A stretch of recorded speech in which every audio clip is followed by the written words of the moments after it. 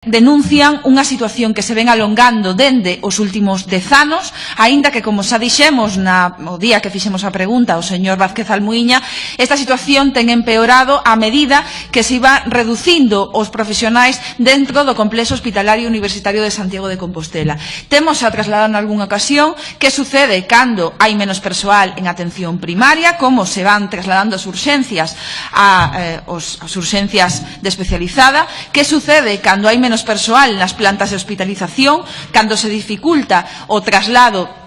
de persoas que xa teñen unha orde de ingreso a esas unidades de hospitalización e que sucede tamén cando hai camas e unidades pechadas. No día o 21 de marzo, cando preguntamos por esta circunstancia, advertimos que había dous problemas fundamentais. O primeiro deles é a ausencia de recursos materiais suficientes para facer o traballo en condicións dignas. O segundo deles é a ausencia de medios humanos, é dicir, de persoal suficiente para facerse o traballo no día a día, non nunha situación puntual. Reiteramos este aspecto porque é relevante. Referido aos medios materiais, é certo que a medida que foron avanzando as protestas se foron trasladando algúns materiais, pero de forma moi parcial. Hai materiais que son relativos a electromedicina, que nos trasladamos a na pregunta, que están obsoletos e que son moi relevantes, como poden ser os respiradores. Eu xa incidín aquel día que o máis novo tiña 18 anos e que en moitos casos eran aparellos que non eran os máis óptimos e que o aparello de rayos X do servizo tiña tamén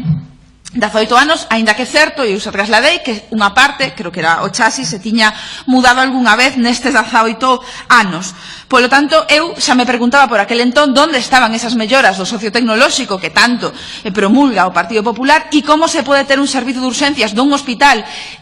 central importante dentro do noso país nestas condicións. Avarías continuas neso e, obviamente, falta de material máis habitual, como poden ser as cadeiras de rodas ou as camillas, que xa denunciamos por aquel entón que en algunhas ocasións tiñan que estar retirando as camillas das ambulancias para poder poñer as persoas que agardaban nos corredores do servizo de urxencias. Pero é que a maiores este servizo, que atende a unha área de 46 concellos,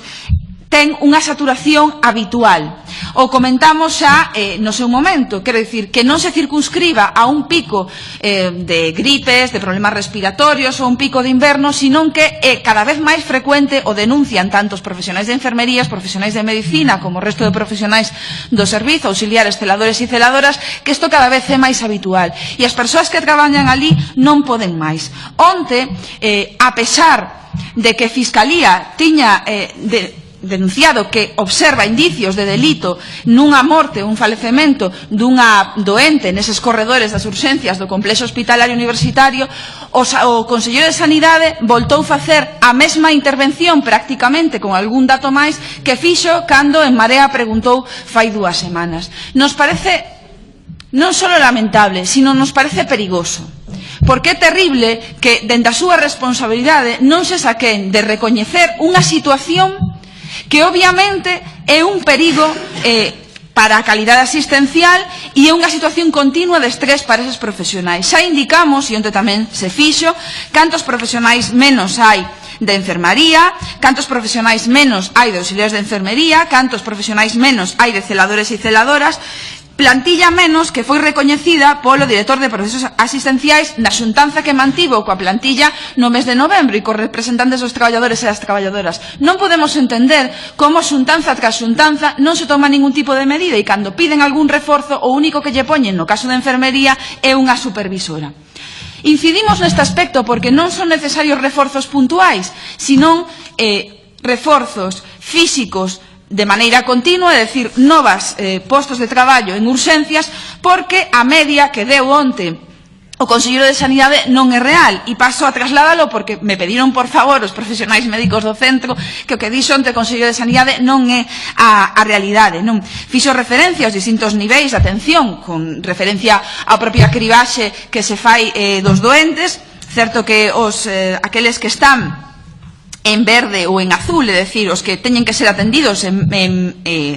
240 ou 120 minutos, pois evidentemente hai menos dificultade con estes, pero o que di a propia literatura é que estes doentes teñen que limitarse a un doente cada 20 minutos, é dicir, 21 doentes nunha quenda de 7 horas. Polo que nos trasladan os profesionais de media e habitual, o que teñen contabilizado é que se están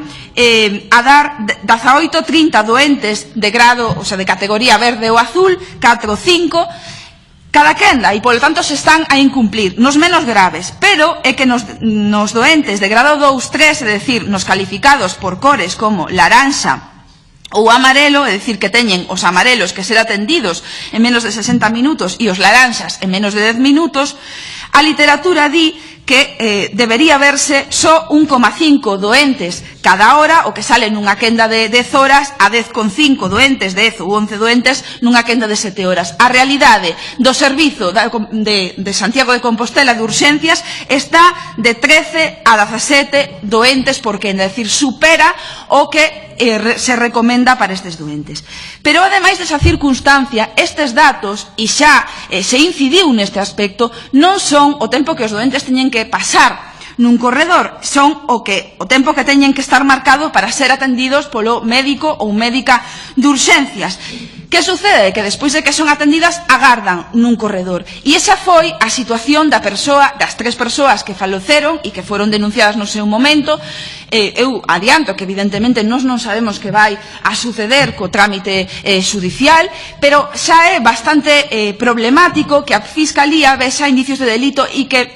a pesar de que fora, supoñámonos no caso de que finalmente fora arquivado, é unha situación de frustración continua que os traballadores e as traballadoras estén denunciando que é risco para os doentes e que teñamos que escoitar ao Consello de Sanidade dar datos que non son reais e interpretando de maneira, non sei se por descoñecemento ou porque se liou, de maneira extraña, como son os niveles de prioridade no servizo de urxencias. A realidade é que se superan nos grados 2, 3, 4 e 5, neses distintos niveis, perdón, non grados, nos niveis de clasificación. E iso está facendo que hoxe mesmo estaban as compañeras, falei con elas pola mañán, outra vez con moitos doentes á espera de cama nos corredores do servizo e unha circunstancia continua, perpetua, cronificada, que non necesita de reforzos puntuais, que eso obviamente xa o ten que facer de maneira sistemática calquer dirección dun centro, nun servizo de urxencias ou en calquer outro servizo, sino que o que necesita é que se incremente a plantilla, porque están nunha situación na que faltan recursos materiais e faltan profesionais de todas as categorías do servizo de urxencias. Isto non se pode demorar máis e non podemos voltar a agardar a que acontece unha desgracia, porque eso non lo teñen trasladado os profesionais. E eu, sinceramente, non o digo eu soa, é que non lo piden os profesionais e están nunha situación desesperada, o estaban cando empezaron as protestas e o están a día de hoxe, e é bastante frustrante acudir a varios debates e ver como se nega maior por parte do Consello de Sanidade que o máximo responsable, e eu dicía onte no pleno, da saúde de todas as galegas e galegos. E evidentemente debería ter sensibilidade para acudir ao servizo de urxencias, escoitar os profesionais, ver as ratios e, dende logo, unha sensibilidade que parece ser que teñen algúns dos responsables do centro, como o director de procesos asistenciais, aínda que logo non tome ningún tipo de medida, pero que non ten o propio Consello de Sanidade. E esta situación é grave. Eu creo que estas persoas non poden estar agardando tantos profesionais pola situación de presión a que se ven obligados a estar, na que se ven obligados e obligadas a estar traballando, como as propias persoas que acuden ao servizo de urxencias e que teñen que ser atendidas nestas condicións. Nos pregamos, por favor, sensibilidade con este aspecto. Non é un tema que traíamos aquí para facer máis ou menos desgaste da Consellería de Sanidade. Sinceramente, consideramos que teñen que tomar algún tipo de medida e que dentro da plantilla, por suposto, hai persoas de todo tipo de sensibilidade política